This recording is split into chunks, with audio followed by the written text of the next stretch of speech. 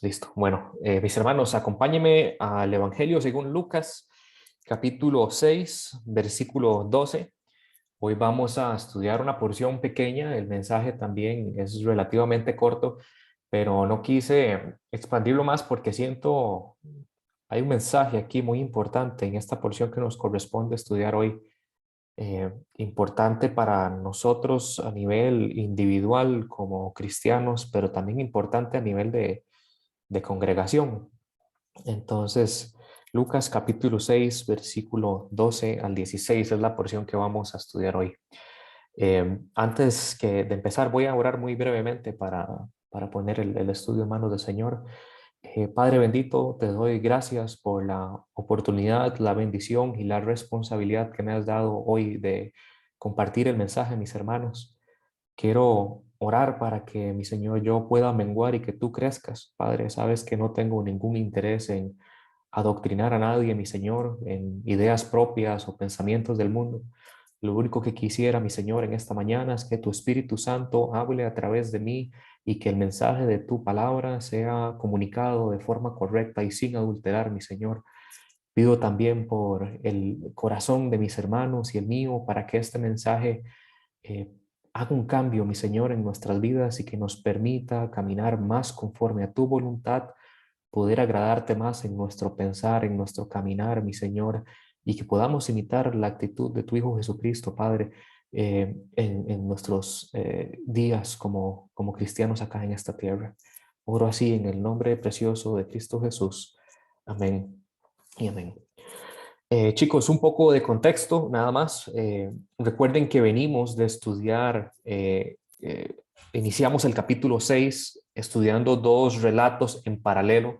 Recuerden que en la última enseñanza decidí hacer el estudio en paralelo porque básicamente tanto Lucas capítulo 6 del versículo 1 al 5 y del 6 al 11, esos dos relatos distintos, tienen prácticamente la misma estructura en cuanto al encuentro que tienen los opositores del Señor y su reclamo con respecto al día de reposo. Entonces, en ese momento le puse como título El Señor del día de reposo, a este pasaje donde básicamente hablábamos de cómo eh, los fariseos y escribas utilizan sus tradiciones, lo que ellos habían llegado a considerar como ley, básicamente, la equiparaban al mismo nivel para tratar de acusar a Jesús de ser alguien que quebrantaba el mandamiento del día de reposo. Entonces hablábamos de cómo sí es cierto que la ley prohibía, ¿verdad? Trabajar en día de reposo. El Señor había apartado ese día para que el ser humano pudiera tener comunión con Él en ese día, un día guardado para el Señor.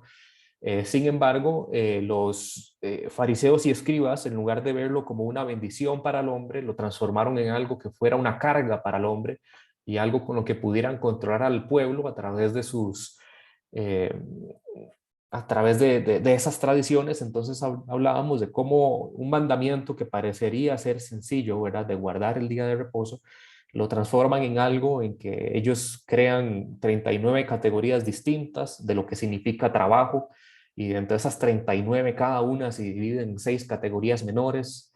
Y entonces veíamos desde cosas que uno podría decir, bueno, tal vez es medio razonable, ¿verdad? Pensar que eso es trabajo como, no sé, cosechar el campo o segar la mies, pero habían extremos en esa tradición que ellos tenían, como por ejemplo apagar una lámpara, era considerado romper el día de reposo; cocer un huevo era considerado romper el día de reposo; eh, no sé, caminar más de 1 kilómetro también era considerado, y entre muchas otras cosas que hablamos en su momento.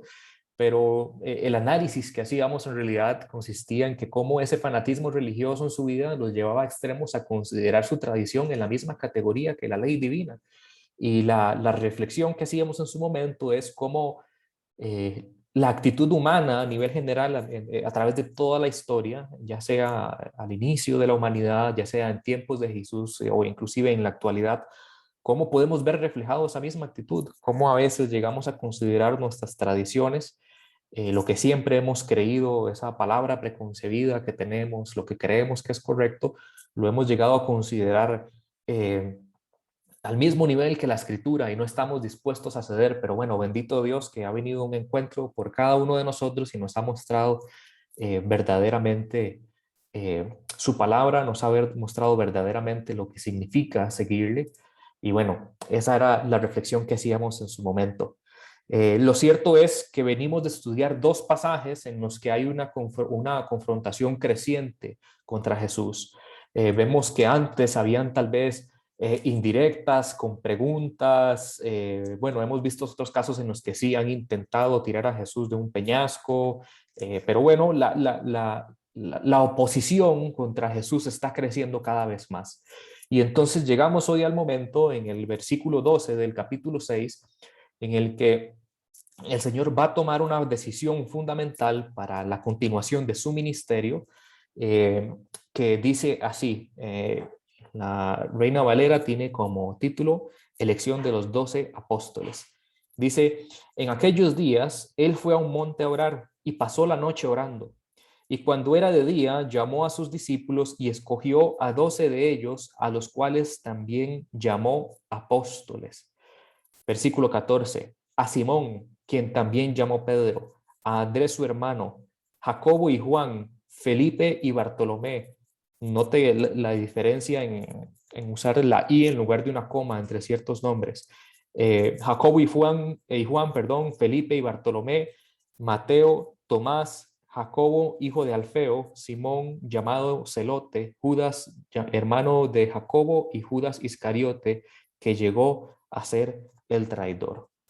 Entonces esa es la porción que nos corresponde estudiar hoy. Como les decía, eh, una porción corta, una enseñanza relativamente corta también, pero creo que hay un mensaje muy importante acá. Que bueno, el texto comienza diciendo en aquellos días, ¿verdad? Y ya deberíamos estar muy acostumbrados con con esa fórmula que utiliza Lucas para introducir una nueva porción en el relato. Vemos, por ejemplo, inicio del capítulo 6 que dice, aconteció un día, por ejemplo, en el capítulo 5, perdón, en el versículo 17 dice, aconteció un día. Entonces es una forma en la que Lucas utiliza para introducir un nuevo relato, pero no necesariamente está hablando de cosas que están pasando en un orden cronológico exacto, sino que es algo que en aquellos días, mientras acontecían todas esas cosas, aconteció esto también. Entonces, dice que en aquellos días fue Jesús a un monte a orar. Y bueno, muchos han especulado acerca de este monte en el que fue a orar Jesús. Muchos han inclusive hecho tours turísticos para ver dónde fue que se dio la lección de los 12 apóstoles, etcétera, etcétera, pero no tiene ninguna relevancia ponerse a buscar dónde fue el monte, no tiene ninguna relevancia buscar el lugar geográfico, porque lo cierto es que es una región sumamente montañosa, muy difícil poder encontrar cuál fue el monte exactamente en el que Jesús oró. Pero lo que sí tiene mucha relevancia y lo que nos deberíamos enfocar antes de pensar en toda esa serie de cosas es lo que fue a hacer a ese monte. Dice que fue a orar y pasó la noche orando a Dios. Pasó la noche orando. Quiero que reflexionen eso por un momento y que tal vez trate de ponerlo en contraste con su vida de oración, porque no fue un tiempo breve en el que pasó orando. No fueron 10 minutos, no fue 30 minutos, no fue una hora o no fue una hora todos los lunes en un culto de oración. No sé qué categoriza usted como un tiempo largo de oración, pero lo cierto es que Jesús pasó toda la noche orando. Y esto va acorde a toda la práctica que hemos visto durante lo que llevamos hasta ahora del relato del Evangelio según Lucas, que algo muy normal que hacía Jesús era apartarse a lugares aislados donde no tuviera interrupciones para orar.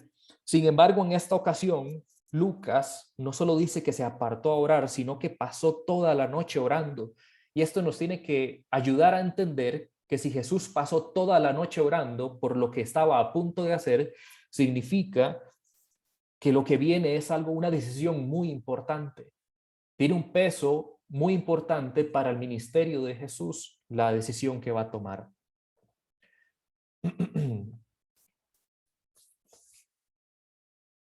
Entonces, el texto nos habla acerca de la importancia de la elección de los 12.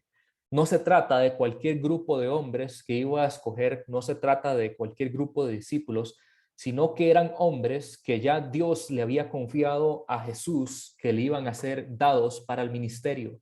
Si usted me acompaña a Juan capítulo 17, y hoy vamos a usar bastante Juan 17 también en paralelo con este pasaje, así que le pido que lo marque o lo tenga ahí guardado, pero en Juan capítulo 17, versículo 6 dice, este es Jesús orando con el Padre, dice, he manifestado tu nombre a los hombres del mundo que me diste. Tuyos eran y me los diste y han guardado tu palabra. Entonces, en este tiempo de conversación, de oración con Jesús, de Jesús con el Padre, básicamente lo que se está manifestando acá es lo que en teología se conoce como el pacto de la redención. No sé si usted lo ha escuchado alguna vez. Yo la primera vez que lo escuché, recuerdo que me impactó muchísimo, que por cierto fue gracias al pastor que me recomendó un libro de teología sistemática de Charles Hodge, que por cierto se lo recomiendo muchísimo. Fue la primera vez que conocí acerca del pacto de la redención, porque lo cierto es que no es un pacto que está de forma explícita en la Biblia, es un pacto que podemos encontrar de forma implícita y que nos revela la necesidad que existe de que Jesús tenga que orar con el Padre en este momento, porque una pregunta muy válida es, ¿necesita orar Jesús? No es Dios hecho hombre, no es Dios encarnado, ¿por qué tendría alguna necesidad Jesús de orar? Y recuerde que Jesús en su humanidad como hombre tenía las mismas limitaciones que usted y yo teníamos, pero aparte de eso, en Juan 17, del 1 al 5, vamos a leer uno de los pasajes que han llevado a los teólogos a hablar acerca de este pacto de la redención. Dice así, Juan 17, del 1 al 5, dice, Padre, la hora ha llegado, glorifica a tu Hijo para que el Hijo te glorifique a ti, por cuanto le diste autoridad sobre todo ser humano para que dé vida eterna a todos los que le has dado. Y esta es la vida eterna, que te conozcan a ti, el único Dios verdadero, y a Jesucristo, a quien has enviado. Yo te glorifiqué en la tierra, habiendo terminado la obra que me diste que hiciera. Esta porción de acá, en la que acabo de hacer una pausa, es sumamente importante porque nos habla de un momento en la eternidad en que Dios Padre le comunica a la segunda persona de la Trinidad la obra que tenía que llevar a cabo. Y no solo eso, sino que Jesús dice que he terminado la obra que me diste que hiciera. Y dice ahora, y ahora glorifícame tú, Padre, junto a ti con la gloria que tenía contigo antes de que el mundo existiera.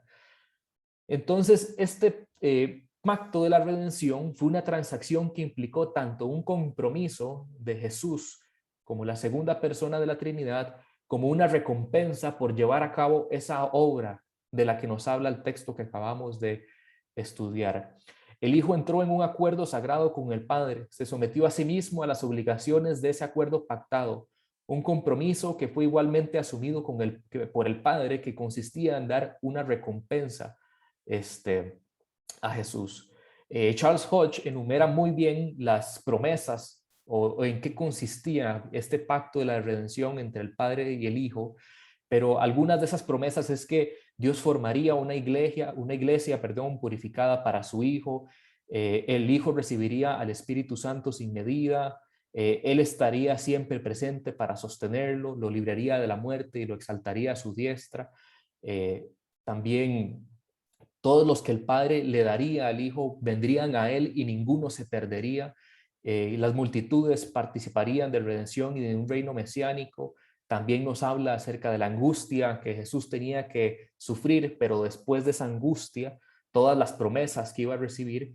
Y entonces a lo que quiero llegar con todo esto es que por medio de este pacto, Dios le comunica a Jesús en este momento la necesidad de escoger a los discípulos, a los apóstoles, perdón, aquellos que Dios en la eternidad ya había escogido, esos que leímos en Juan capítulo 17, y entonces es a través de esta noche de oración en las que se comunica quiénes van a ser esas personas al Hijo y la relevancia que va a tener esto para el resto del ministerio de Jesús.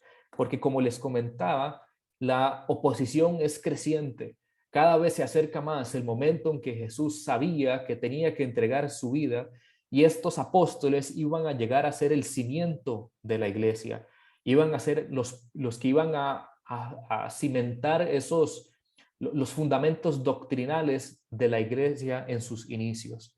Entonces, no solo eso, sino que Jesús también, al pasar esta noche de oración, una vez más nos muestra la actitud con la que viene de siervo. Dice Juan capítulo 6, versículo 38, no lo busque, se lo menciono nada más, o si gusta lo anota. Dice, porque he descendido del cielo no para hacer mi voluntad, sino la voluntad del que me envió. Y Juan capítulo 4, versículo 34 dice, mi comida es que haga la voluntad del que me envió y que acabe su obra. Ahora, ¿por qué le hago mención de todas estas cosas acerca del pacto de la redención, acerca de que Jesús no está cumpliendo su propia voluntad, sino que la decisión de los apóstoles está basado en una noche de oración y comunicación con el Padre? Porque existe un movimiento, la alta crítica, se le conoce en el mundo de la teología, que busca decir que los apóstoles y los discípulos de Jesús eran solo aquellos quienes eran considerados sus amigos y quienes eran considerados parte de su familia. Cuando empecemos a estudiar cada uno de estos nombres, van a ver que hay personas que eran familiarmente hablando muy cercanas a Jesús. Entonces, lo que dice este movimiento de la alta crítica es que básicamente todo el movimiento que se da acerca de Jesús, todo el movimiento del cristianismo está fundamentado en una familia, lo cual nos revela el pasaje que no es cierto. Jesús sabía la relevancia de la decisión que tenía que tomar, sin embargo, la decisión de los 12 apóstoles le es comunicada en una noche de oración por el Padre.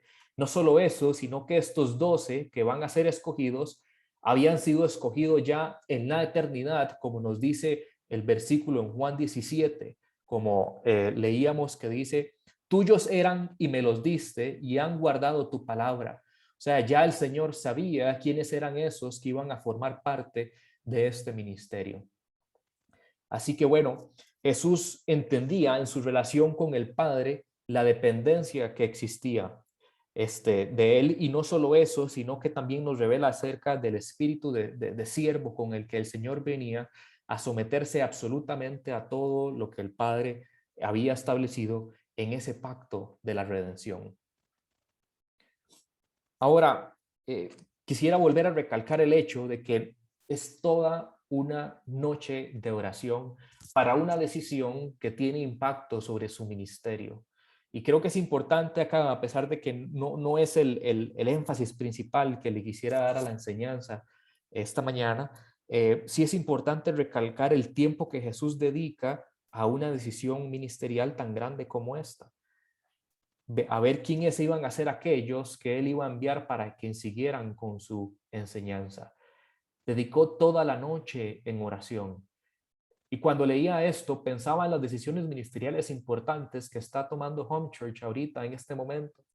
La decisión de buscar un lugar donde congregarnos, la ubicación, las horas en que nos vamos a congregar, todas estas decisiones que tenemos que tomar, que son muy importantes para la expansión del reino del Señor, para que las personas puedan llegar a un lugar físico donde se puedan congregar con nosotros, donde podamos tener coinonía, cosas que tal vez vemos a nivel muy superficial como que no tienen importancia. Sin embargo, la actitud de Jesús sí nos revela que toda decisión ministerial debería ser considerada de gran importancia y que debería de someterse a un tiempo suficiente de oración. Recuerdo hace muchos años cuando David me dijo que liderara el grupo de jóvenes de Home Church.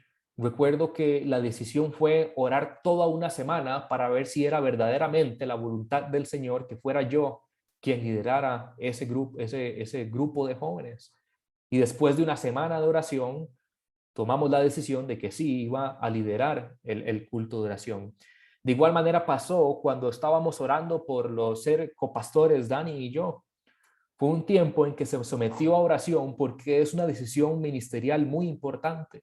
Toda decisión ministerial debería ser primero sometida a un tiempo suficiente de oración para seguir el ejemplo del Señor y así someternos a la voluntad del Padre y que la decisión tomada sea acorde a su voluntad. Ahora, después de un tiempo de oración con el Señor, después de conocer su voluntad, nos dice el texto en el versículo 13 que cuando ya era de día, después de un tiempo de oración, llegó el tiempo de tomar las acciones de lo que el Padre le había comunicado.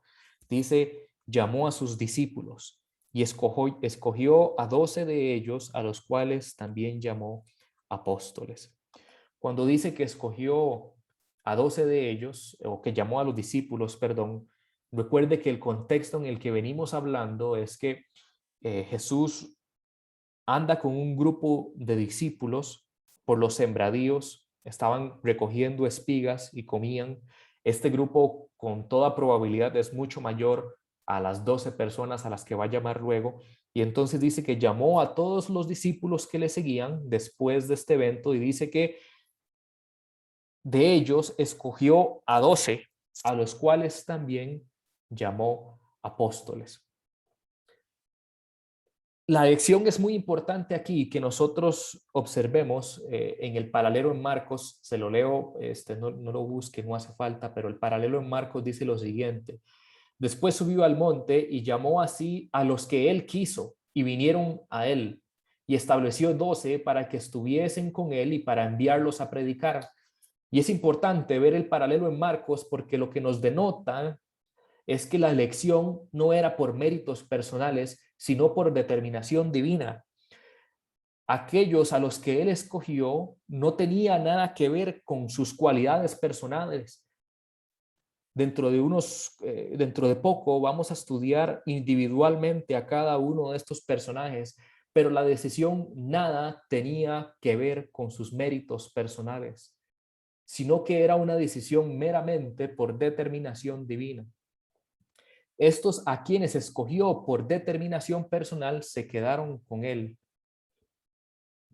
Es interesante observar también que a quienes él llamó le siguieron de ahí en adelante, pero no le siguieron porque quisieron, le siguieron porque él los había elegido primero.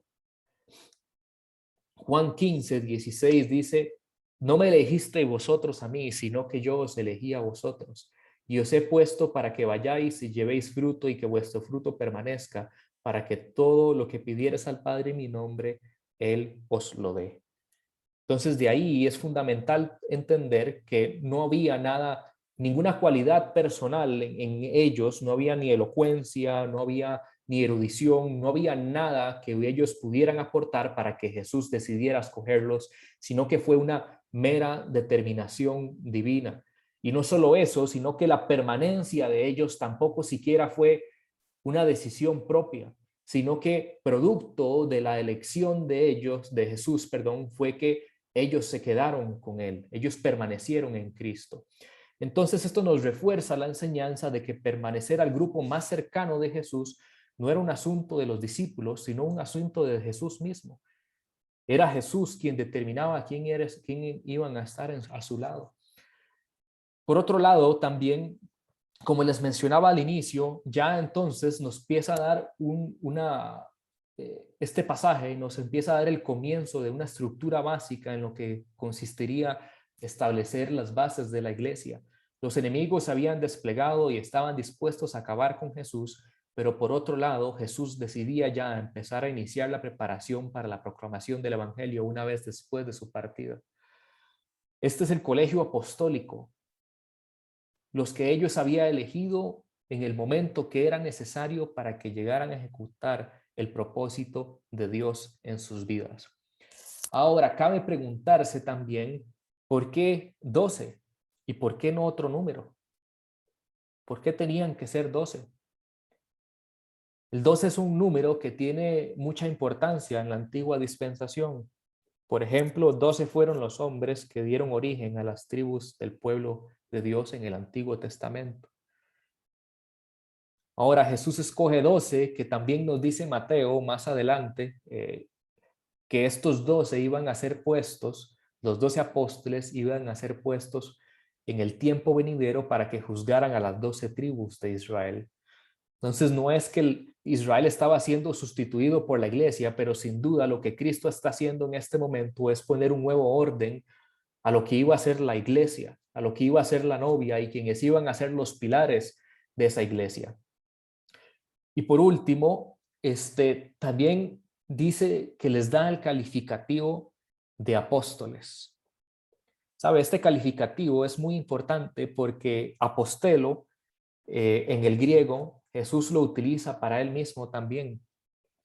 Jesús lo utiliza también para hablar de todos a todos aquellos que han sido enviados a predicar el evangelio, lo que podríamos llamar hoy un misionero. Y ese mismo término lo utiliza también para estos apóstoles, los 12. Entonces, tenemos el mismo término utilizado en griego, pero para 3 contextos distintos. Porque podríamos decir que nosotros somos apóstoles en el mismo contexto en que Jesús lo es. Hemos sido enviados en la misma forma en que Jesús lo es. Creo que todos podemos decir un rotundo no. No es el mismo tipo de apóstol. Podemos decir también que somos apóstoles en el mismo sentido en que estos 12 lo son. A eso tenemos que responder un rotundo también no. Estos 12 tienen una cualidad distinta. Esta porción también nos da la oportunidad de hablar acerca de los falsos apóstoles, aquellos que han sido autonombrados apóstoles hoy día.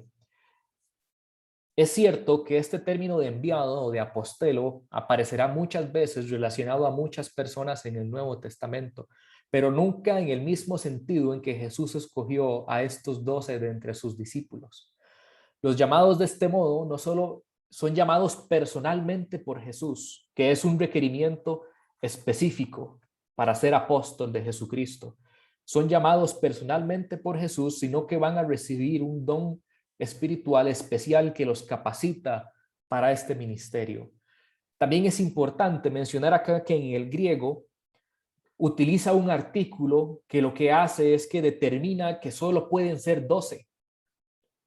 No hay ninguna porción en el Nuevo Testamento que nos indique a nosotros que este número de 12 personas podría eventualmente crecer para que hayan más apóstoles en la iglesia de Jesucristo, sino que está limitado a 12 que Él escogería. En su providencia, en su soberanía, Él escogió 12 únicamente, que son los que ellos mencionan acá, y no solo eso, sino que vamos a estudiar más adelante, sino que el plan divino también contempla la traición de Judas Iscariote y su sucesor. Entonces, el colegio apostólico comprende únicamente a estos 12 incluidos acá. También después de la traición de Judas, a Matías y a Pablo, como un apóstol con un llamado especial, que por cierto cumple los mismos requerimientos. Vio a Jesús en persona, Jesús se le apareció en persona y recibió el llamado directo de Jesús cuando tuvo ese encuentro con él. Entonces, repito, no hay razón alguna en todo el Nuevo Testamento para suponer que este grupo se ampliaría más luego en la historia de la iglesia.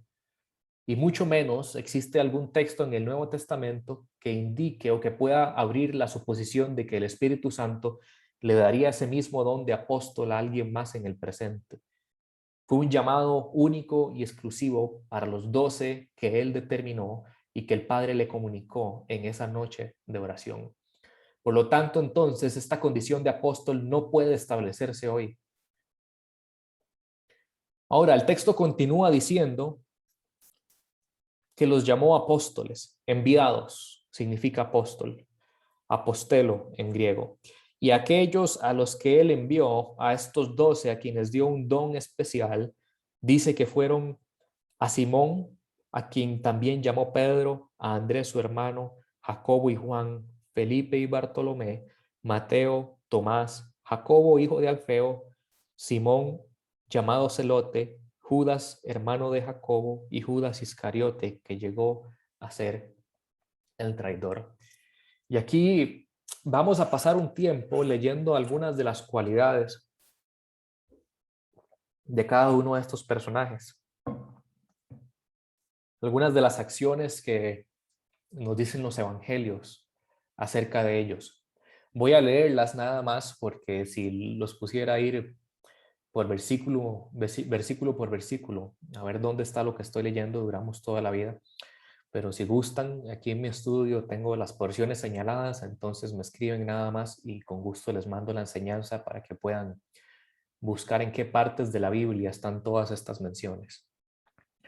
Pero bueno, lo cierto es que el primero que se menciona es Simón, a quien también llamó Pedro.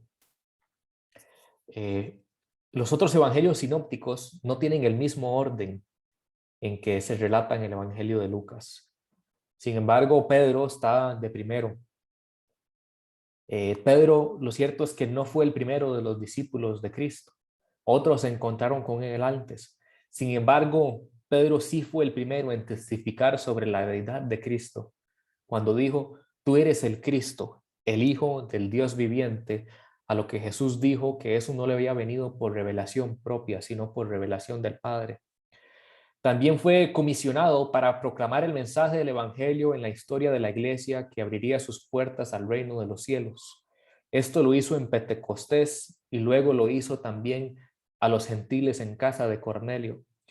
Fue el portavoz de los apóstoles en muchas ocasiones.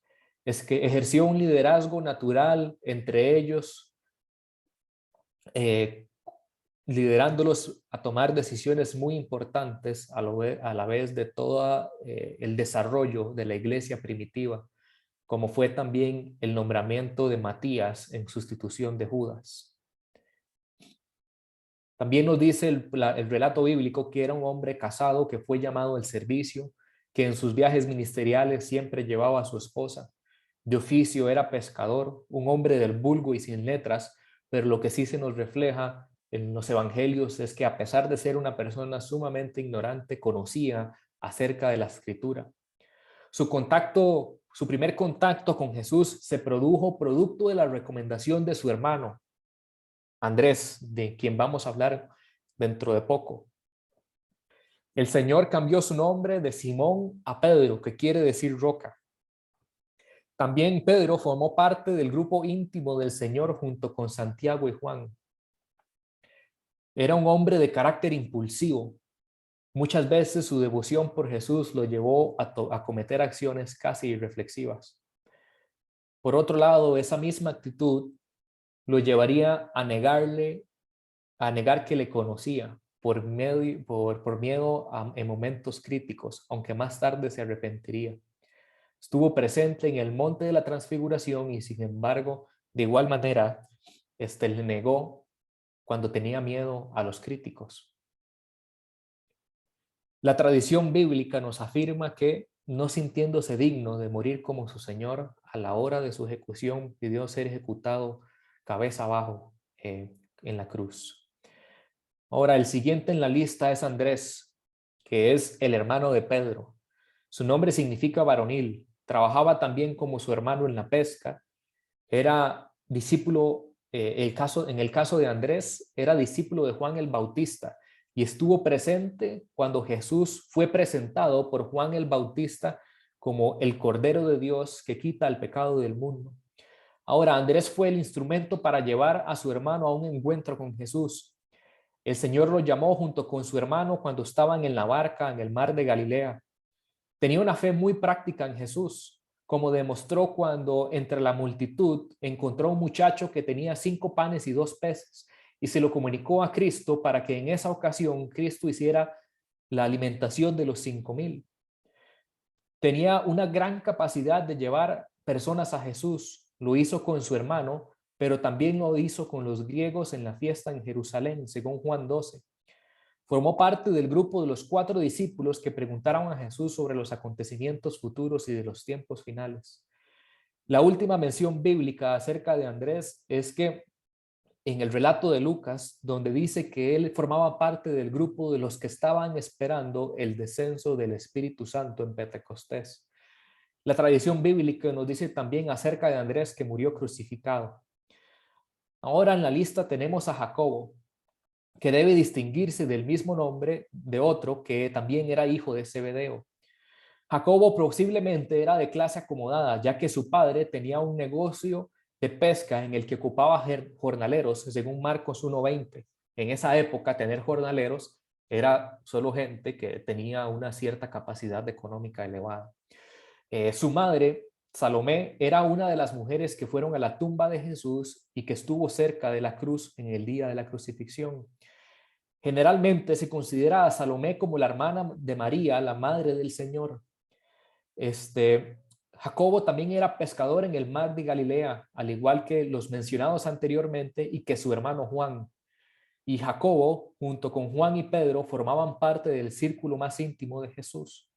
Estos tres estuvieron presentes en momentos en los que ningún otro estuvo. Por ejemplo, la resurrección de la hija de Jairo, la transfiguración y la proximidad de Jesús en Getsemaní. Recibió junto con su hermano Juan el calificativo de Boárgenes, que traducido del griego quiere decir los hijos del trueno.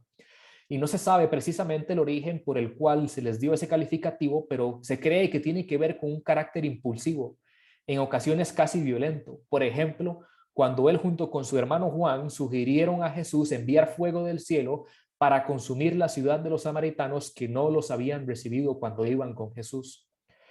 También nos dice, al igual que esto es cierto acerca de Juan también, que parece que eran hombres deseosos de honores muy especiales, de modo que pidió al Señor, cuando creía que el reino estaba próximo a ser establecido, sentarse en un lugar privilegiado a la derecha o a la izquierda suya, causando así un malestar muy notorio entre el resto de los discípulos.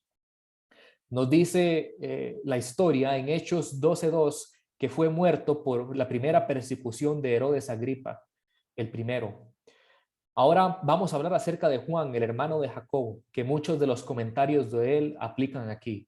O sea, parece ser que era una persona con una posición relativamente acomodada. Su madre también era Salomé, también recibió el título de Boárgenes, o sea, hijo del trueno, personas de carácter impulsivo, y todos esos comentarios aplican también a Juan. Dice el texto que era ambicioso, buscando el apoyo de su madre para que Jesús les asignara lugares de honor en el reino de los cielos. Es uno de los discípulos enviados para hacer los preparativos de la última cena. También es conocido como el discípulo amado, quien estaba sentado a la izquierda de Jesús y reposaba su cabeza sobre el pecho del Señor. Durante la crucifixión recibió el cargo de cuidar a María. Corrió con Pedro a la tumba cuando conocieron la noticia de la resurrección, uno de los discípulos a los que Jesús se les manifestó después de haber resucitado.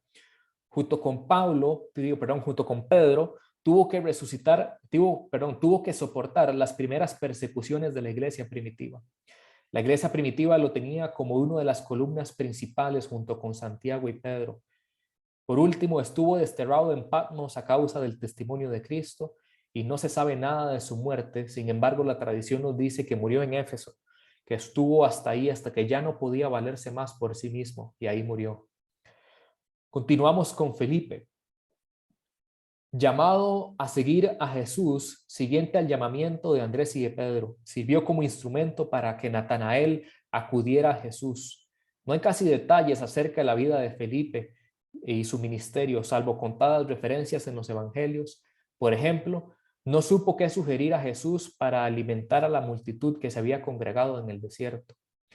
Se acercó a Jesús para comunicarle que los griegos querían verle, para que les predicara el evangelio. También desconcertado por las circunstancias y en una profunda turbación de espíritu, producto del anuncio de la traición de Judas, pidió a Jesús que por favor le mostrara el Padre en Juan 14:18. Continúa el texto hablando de Bartolomé, que también es conocido como Natanael, para que no se confundan si lo leen en Juan. Juan siempre menciona a Bartolomé como Natanael. No hay muchas referencias bíblicas acerca de Bartolomé. Con toda probabilidad, es que el evangelio, bueno, como les mencionaba, el evangelio de Juan lo nombra como Natanael. Fue quien preguntó a Felipe si de Nazaret podía venir algo bueno, a lo que Felipe le dijo, ven y ve. Felipe lo invitó a que experimentara personalmente a Jesús y a partir de ahí fue que Bartolomé se convirtió al cristianismo. Cristo dijo que él era un verdadero israelita en quien no había engaño. Fue uno de los 7 a los que se le apareció Jesús resucitado en el mar de Galilea. Luego tenemos a Mateo, también nombrado Leví, del que ya hice un estudio muy extenso acerca de Mateo y no quisiera extender demasiado esta porción en la que hablamos acerca de los 12 apóstoles, pero todos sabemos que es un publicano odiado por los judíos, probablemente era un hombre que tenía ganancias deshonestas. Después de un encuentro con Jesús deja su vida detrás para nunca más volver a esa vida. Y su primera acción después de convertido fue propiciar una cena en el que todos los que estaban en la misma condición que él de pecado pudieran tener un tiempo de comunión con Jesús y que conocieran acerca del evangelio.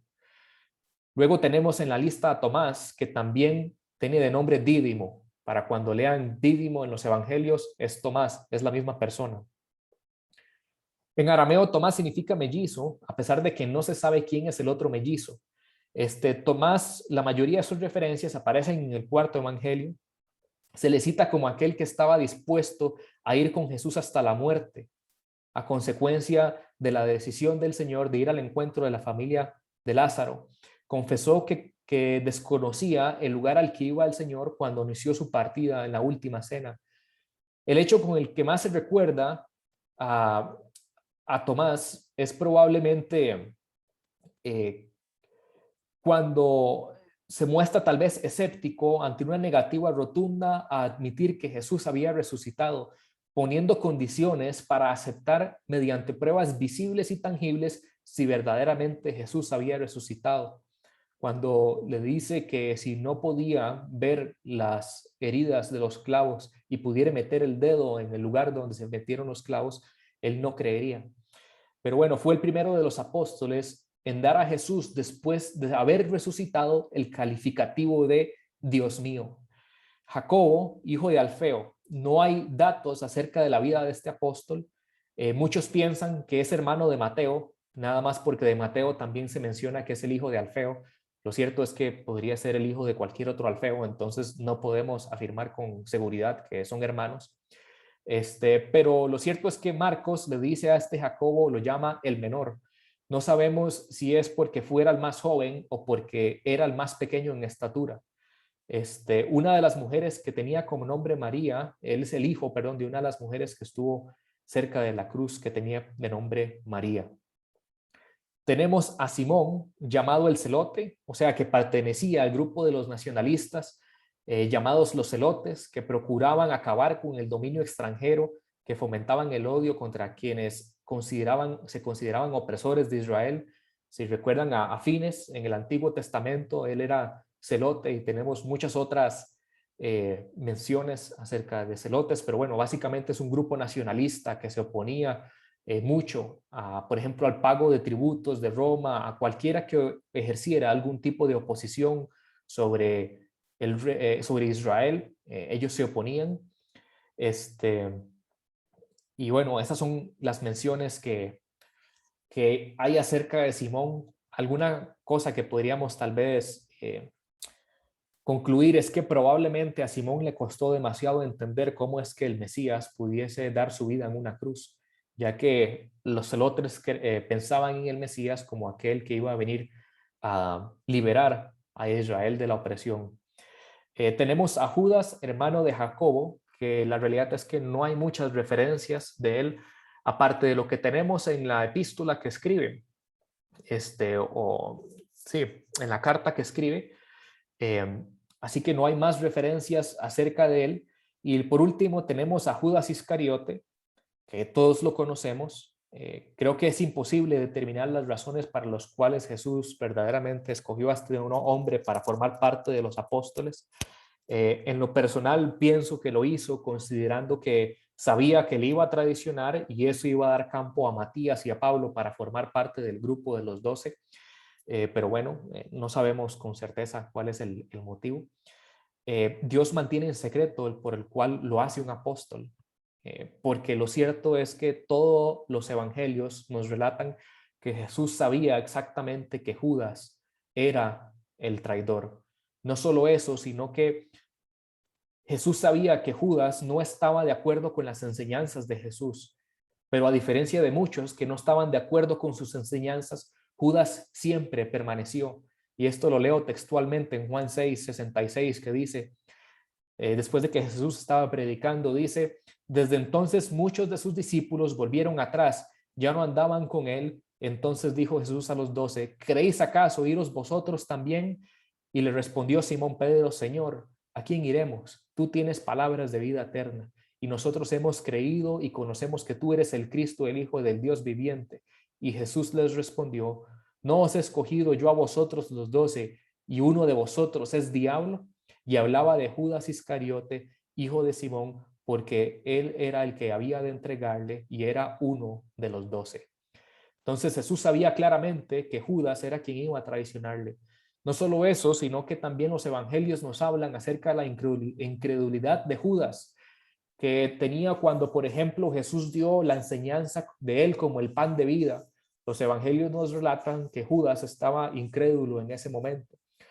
Ahora, ¿por qué decidió Judas quedarse? También es una pregunta que no podemos responder con toda certeza, pero la mayoría de los evangelios sí nos dan unas pistas de que tal vez podía ser con esperanzas materialistas, ya que Judas tal vez pensaba que si verdaderamente Jesús era el Mesías y alcanzaba el reino, iba a poder obtener muchas riquezas. Juan 12:6 nos dice que Judas, siendo tesorero, se robaba parte de los recursos. Judas era el que manejaba la bolsita donde estaban todos los recursos de los discípulos de Jesús, y Juan 12:6 nos dice que él robaba de ahí. Jesús solo indicó a Juan específicamente que él era el traidor. Pero bueno, todos sabemos que la traición se consumó con un beso, a lo que el Señor respondió con unas palabras amables diciendo, con un beso traicionas al Hijo del Hombre. Y todos sabemos que su final fue suicidándose, atormentado por el remordimiento de algo que no podía deshacer. Ahora, todo este resumen, este gran resumen que les acabo de hacer, a pesar de que se hizo extenso, es porque desde el punto de vista humano, no es posible entender cuál es el factor común en estas personas. Si usted me dijera, bueno, ¿qué es lo que tienen en común cada uno de ellos? Les acabo de relatar porciones acerca de su carácter, de su historia, de las cosas buenas que hicieron y los fallos que tuvieron. Si usted me pudiera decir alguna, es muy difícil encontrar una característica. Lo único en lo que todos podríamos estar de acuerdo es que lo único que tienen en común es que Jesús los escogió. Un Pedro tal vez un poco hablador, optimista, poco dado a la reflexión, en contraste también con un Tomás que más bien era dado al pesimismo. Un rotundo contraste, por ejemplo, entre un recaudador de impuestos y un celote en el mismo grupo. ¿Cómo era posible que eso aconteciera? Sin embargo, Jesús los escogió y todos estos cumplirían la misión que el Señor determinó para ellos. A pesar de que los evangelios no nos dicen con detalle la vida de cada uno de ellos, podemos asegurar que ellos cumplieron a cabalidad la misión que el Señor determinó para cada uno de ellos. Unos es como escritores y evangelizadores, otros con la entrega de su propia vida. Algunos no sabemos su propósito, pero todos creo que podemos asegurar, basado en lo que leímos en Juan 17, que cada uno de ellos fue transformado y conducido por el poder del Señor Jesús, y cada uno de ellos cumplió la misión para la cual fue escogido, incluyendo a Judas. Por más que nos resulte difícil comprender eh, la elección de Judas como parte de uno de los 12, eh, esa noche de oración de Jesús y el Padre nos revela que todo era parte del propósito divino en la escogencia de los 12. Ahora, este relato personalmente me da palabras de consuelo y me da palabras también de exhortación para mi vida como cristiano. Porque sabe, eh, Jesús oró por estos 12.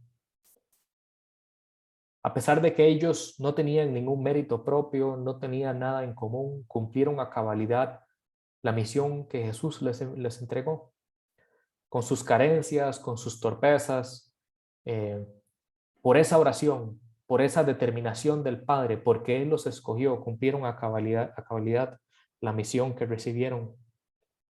Y hay un paralelo aquí bien importante entre esta escogencia de los 12 apóstoles y la iglesia, o tal vez no un paralelo, pero sí hay una similitud muy importante, que de la misma forma en que Jesús oró por los 12, Juan 17 nos revela que oró por cada uno de nosotros. Le dije que tuviera Juan 17 guardado, así que Juan 17, versículo 20 al 26 dice, sigue orando el Señor Jesús y escuche las palabras, mas no ruego solamente por estos, sino también por los que han de creer en mi palabra por la palabra de ellos, para que todos sean uno como tú, oh Padre, en mí y yo en ti, que también ellos sean uno en nosotros, para que el mundo crea que tú me enviaste. La gloria que me diste yo les he dado, para que sean uno, así como nosotros somos uno. Yo en ellos y tú en mí, para que sean perfectos en unidad, para que el mundo conozca que tú me enviaste y que los has amado a ellos como también a mí me has amado. Padre, aquellos que me has dado, quiero que donde yo estoy, también ellos estén conmigo, para que vean mi gloria que me has dado, porque me has amado desde antes de la fundación del mundo. Padre justo, el mundo no te ha conocido, pero yo te he conocido, y estos han conocido que tú me enviaste, y les he dado a conocer tu nombre, y lo daré a conocer aún, para que el amor con que me has amado esté en ellos y yo en ellos. Si se pone a pensar, eh, este trasfondo con, voy a usar esta palabra que en estos días es como medio controversial, pero este trasfondo tan diverso que tiene este grupo de 12 lo podemos encontrar también en la iglesia. Hay algo que a mí me maravilla siempre que pienso en Home Church como congregación y en cualquier iglesia en realidad, que es el hecho de que nosotros podamos estar aquí juntos en un mismo sentir. Si se pone a pensar, cada uno de nosotros tiene 2 padres, cada uno de nosotros tiene 4 abuelos y 8 bisabuelos, cada uno de nosotros tiene 16 tatarabuelos y 32 tatarabuelos. O sea que si nos vamos solo 4 generaciones atrás, tenemos 32 ancestros directos. Y si seguimos atrás, el número seguirá creciendo. Y el hecho de que usted y yo, con trasfondos tan distintos, podamos formar parte de una congregación como esta en un mismo sentir, la única forma posible, el único factor común que podríamos encontrar entre todas nuestras carencias, nuestras torpezas, nuestros fallos y también nuestros aciertos como cristianos, lo único que hay en común es que Cristo nos escogió. Es la única razón por la que estamos acá. Él nos escogió. No fue al revés, como dice el Evangelio. No fue que yo le escogí y decidí hacerme su discípulo. Fue al revés. Le seguimos porque Él nos escogió. Y eso me llena a mí de un gran gozo, un gran regocijo, me da consuelo en mis fallos y también me exhorta a seguir haciendo las cosas como el Señor demanda. Porque yo sé que indiferentemente de mis carencias y la de cada uno de ustedes, vamos a cumplir el propósito por el cual el Señor nos escogió. Nos dice los evangelios que Él escogió lo necio del mundo para avergonzar a los sabios y lo débil del mundo escogió Dios para avergonzar a lo fuerte. No hay ningún mérito en nosotros para ser escogidos. No hay nada que podamos aportar de valor a la obra del Señor. Sin embargo, Él nos escogió. Y yo esperaría que al igual que como yo estoy sintiendo en este momento, usted se llene de regocijo en saber que hoy estamos acá porque Él nos escogió y que a veces, a pesar de que podamos fallar o que podamos eh, alejarnos de lo que el Señor espera de nosotros, Él va a cumplir en nosotros la obra por la cual nos envió. Y que esas carencias que tenemos solo servirán para poder glorificar aún más su nombre, de que Él escogió lo necio y lo débil del mundo para humillar al resto. Bendito Dios que nos ha escogido a cada uno de nosotros para formar parte de esta congregación. Y no solo eso, sino que también nos ha enviado, no en el mismo sentido de que los apóstoles, pero sí nos ha enviado a ser discípulos, a predicar el evangelio a tiempo y a destiempo, a orar sin cesar. También hemos sido enviados. Y entonces, por un lado, hay un gran consuelo en nuestro corazón porque hemos sido escogidos, hay un gran regocijo, pero por otro lado también hay una gran exhortación de que tenemos de caminar como es digno del llamamiento que hemos recibido, que tenemos muy claro exactamente qué es lo que el Señor demanda de cada uno de nosotros y que tenemos de que ponernos en obediencia y en sumisión, así como hizo Jesús con el Padre en oración toda una noche, para cualquier aspecto ministerial, para la predicación del Evangelio, para la evangelización. Tenemos que tener que someter siempre todo a la voluntad de nuestro Padre. Bendito el Señor que nos ha escogido y que de verdad personas eh, de trasfondos tan distintos, con familias tan distintas, con 32 ancestros solo yendo 4 generaciones atrás. ¿Cuántas más podemos ver atrás que ni siquiera fueron cristianos, ni siquiera conocieron? Y hoy podemos decir que el Señor nos ha escogido y que va a cumplir el propósito en nosotros. Acompáñeme a orar para concluir esta enseñanza. Padre, te bendecimos una vez más por tu palabra, mi Señor. Una porción corta del Evangelio, mi Señor, pero al ver vidas tan distintas en cada una de estas personas que tú escogiste, mi Señor, trasfondos tan distintos, en los que no podemos encontrar nada en común, sino que fuiste tú quien los elegiste, Padre. Y al poder ver cómo has hecho igual con tu iglesia y con cada uno de nosotros, nos maravilla el pensar, mi Señor, que eh, y de verdad nos humillamos, mi Señor, en agradecimiento, en saber que somos parte de tu familia, mi Señor, y que hemos sido escogidos para llevar a cabo una misión en este plan que tú tienes, mi Señor. Te bendecimos y te glorificamos, Padre, porque hoy sabemos que no hay ningún mérito, al igual que como en los discípulos no había ningún mérito, mi Señor. Hoy nosotros también, tus discípulos, no hay nada de mérito en nosotros en que podamos vanagloriarnos. Sabemos que lo necio y lo débil del mundo escogiste para glorificarte, para glorificar tu nombre, y hoy te exaltamos por eso, mi Señor. Si por otro lado, usted que está escuchando esta enseñanza, usted no tiene la certeza si usted ha sido escogido, si tal vez usted por mucho tiempo inclusive pudo haber caminado como Judas, estuvo cerca, estuvo muy, muy cerca, fue considerado discípulo. Sin embargo, usted nunca ha creído a cabalidad este mensaje. Siempre ha sido escéptico en cierta medida hacia el mensaje del Evangelio. Tal vez ha estado por intereses propios, para no sentirse solo, tantos motivos equivocados, pero a través de esta enseñanza usted ha entendido que la única forma de formar parte de ese círculo personal de aquellos que pueden ser considerados hijos de Dios es a través de su elección. Es porque Él te ha escogido. Y si hoy el Espíritu Santo trae a su corazón esa realización, y ha abierto sus ojos y usted se ha dado cuenta, usted no ha estado bien con Dios, usted ha estado cerca pero completamente apartado. Yo le invito a que usted haga esta oración conmigo, no porque a partir de esto vaya a cambiar las cosas, sino nada más como una manifestación pública de que a partir de ahora usted verdaderamente quiere llamar a Jesús su Señor. Ore así conmigo.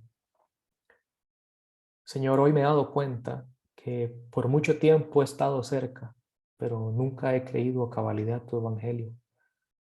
Pero el mensaje de hoy me ha revelado de que para formar parte de, de tu grupo íntimo, formar parte de un discípulo, no tiene nada que ver con quién yo soy o las elecciones que yo tome, sino con que tú me escogiste a mí primero. Y hoy te doy gracias y me lleno de humildad y me humillo delante de ti porque me doy cuenta que me has escogido. Quiero pedir a partir de ahora que seas mi Señor. Quiero someter mi vida en absoluta voluntad a ti. Que seas tú quien guíe cada aspecto de mi vida, mi Señor. Oro así en el nombre precioso de Cristo Jesús. Amén. Iglesia, yo quisiera despedirlos con la bendición sacerdotal que dice así: Jehová te bendiga y te guarde. Jehová haga resplandecer su rostro sobre ti y tenga de ti misericordia. Jehová alce sobre ti su rostro y ponga en ti paz. Amén.